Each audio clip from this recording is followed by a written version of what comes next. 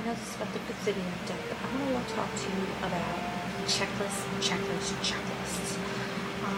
I have so much to go over that it's going to be a 2-part video because we can only do so many minutes and YouTube's retarded sometimes, and so is everything else.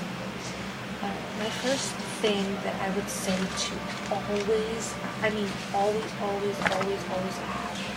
is a pre-done up checklist. This pre-done up checklist is from the Book of Wedding Lists, and it's a pre-done up one, and it comes with, they give you not the checklist is a very big checklist book. You can use the whole thing as your checklist. I do that too. And it's also good to have your. Now this is one of two, which I have the other one. Now I've showed you guys in a previous video when I showed you how to make the wedding folder. This book, little lovely here. I also use this for writing my to-do list down when nothing will fit anywhere else. And I also have this to-do list. I just went off of this, what's not, checked off or marked off, which is a little bit. And what I did was I wrote this down here in the chunks. You want to have either 12 months before the wedding, or you could do each month leading up to the wedding. Like you could do March, April. See, your wedding is in June. March, April, May, June. You have 4 months to plan around it, and you have 4 months to get everything done. And so you put March, April, May, and then you can do March and April, May and June,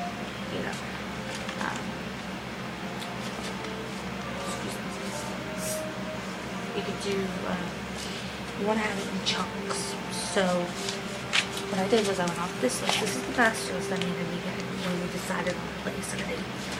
Once we decided on that is when everything got done. I pretty much knew everything I wanted. But a good checklist is this. I did everything on this list almost. But a lot of the extensive checklists, like the Notebook list, they'll give you everything you have to do. I just took sections and got everything done on this list that I needed to do. So what I did was whatever was from this that I did not finish, I stuck it on this list.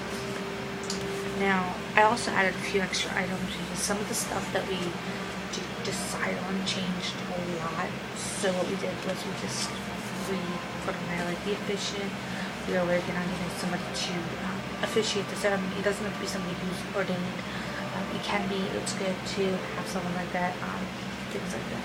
So it's good to have a checklist. Now what I do is, and these videos can only be about 5 or 6 minutes, is each section of my folder, ceremony, actually also, I forgot to copy that from the Notebook list, but it has Notebook list checklists for that section. So for reception, I copied the book and I'm checking it off as I get. So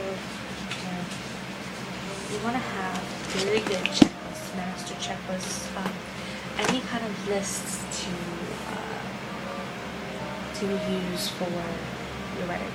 You want to make sure you have all your tasks. You can use Knot or wedding planners, or even look online and get a checklist, and you can reorganize that to yours. If you're doing a lot of DIY, which is do it yourself,